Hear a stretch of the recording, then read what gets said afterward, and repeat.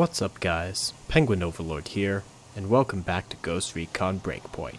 In today's video, I'm going to give my review for the 416 Assault Special. Now from an aesthetic standpoint, this is one of my personal favorite rifles in the game. I just like having an M4 with a longer handguard. I just think that looks cool. So anyway, as always, I'm going to break it down by my preferred attributes for the weapon.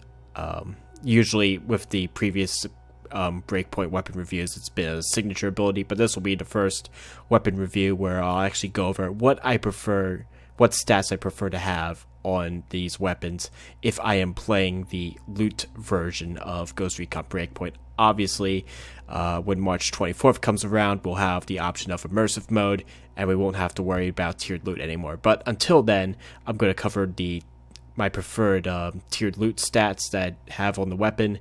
Of course, we're going to talk about how the weapon performs in combat, with damage, recoil, and all that stuff, and of course parts, which is most optimal for the rifle. So, for pretty much any assault variant, which this rifle is, I recommend having technique, cooldown, and accuracy.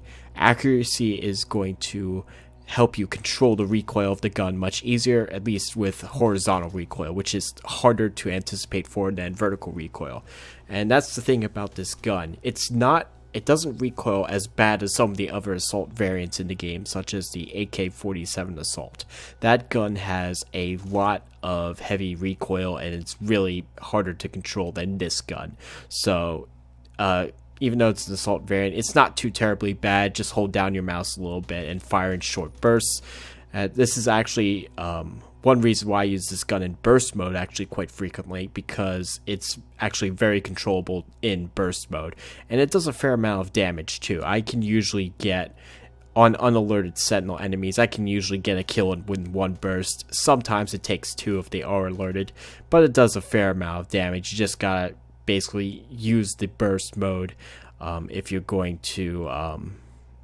not going to use the true grit technique, which, by the way, that's the other reason why I recommend technique cooldown, is so that way you can trigger that true grit much faster and be able to just basically delete your recoil and not have to worry about it anymore, and you can just mow people down. It's awesome. So that's why I recommend those two particular stats. This is actually a solid performing rifle, good range. Obviously, range isn't a huge deal with weapons in this game because you can always equip ballistic advantage. But even without it, if you're fighting at normal assault rifle ranges, 150 meters or less, it does a decent job. The bullets will generally go where you want to hit them. Mobility, it's fine. The grenade launcher doesn't really affect that, unlike in Wildlands. But let's move on.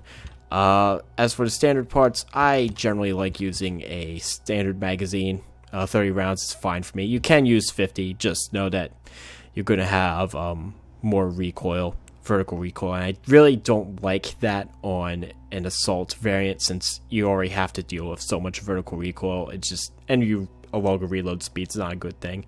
I never use a small magazine for any reason ever, because why would you go down to 20? That's just less firepower.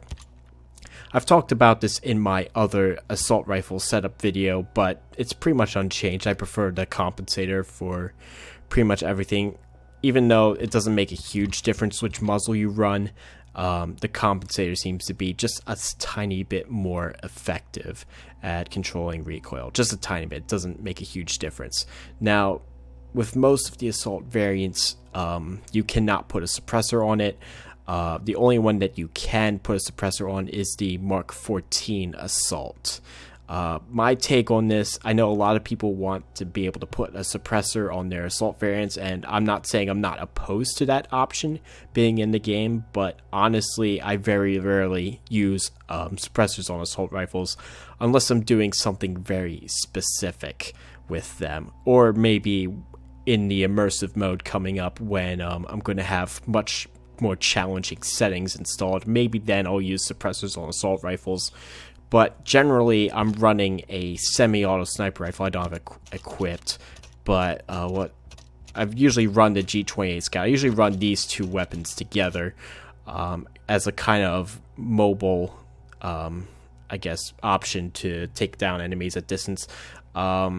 this does a fairly good job of it as well. Just kind of pairs well together with the assault class, which it's not a sniper, but whatever. I'm babbling. Let's move on. Unfortunately, you cannot equip the Maul DA laser, which is my preferred assault rifle attachment. So the next best one is the Appeal ×3, because you get rid of that horizontal recoil, which makes the gun hard to control. So that's kind of the best option. Hipfire recoil does nothing for you unless you're just not going to aim for whatever reason, which, why would you do that? And the rangefinder, this gun doesn't really need more range like I talked about. It's good enough already, and time to aim on an assault variant where you're going loud is just not a good thing to have. Now that the digital sight has variable magnification again, I use that quite often. That's kind of, it's become again my go-to scope, just like it was in Ghost Recon Wildlands. I used the EXP3 and G33 sight scope quite a bit before the digital sight had its variable zoom in that one, had variable zoom up added to that update. So this is good sight, just not my favorite. As far as underbarrel, I've only used the grenade launcher for this, really. You can use the lightweight vertical foregrip. I think that's going to be your best option because it's not going to mess with your settings too badly. Well, actually, no, because that's going to give you 50% horizontal recoil, so that's not great either. Actually, none of these options for the 416 Assault are that great. Like, this gives you less vertical recoil, but that's it. And the shift can give you -7%, but that's not a huge bonus. So I like having the grenade launcher. Sway is not generally a factor with assault rifles at all. And you get extra explosives, even though the grenade launchers in this game don't really do much against drones. It's at least something of value to this gun. But I think that covers everything I want to talk about the 416 Assault Special. Overall, it's a solid performing assault rifle. You're going to have to learn to manage the recoil a little bit, but it's not as bad as some of the other assault variants in the game. And overall, I recommend playing around with it and using it. So, hope you guys found this video helpful. Thank you all for watching. I'm Penguin Overlord, and I will catch you all next time. Take care, guys.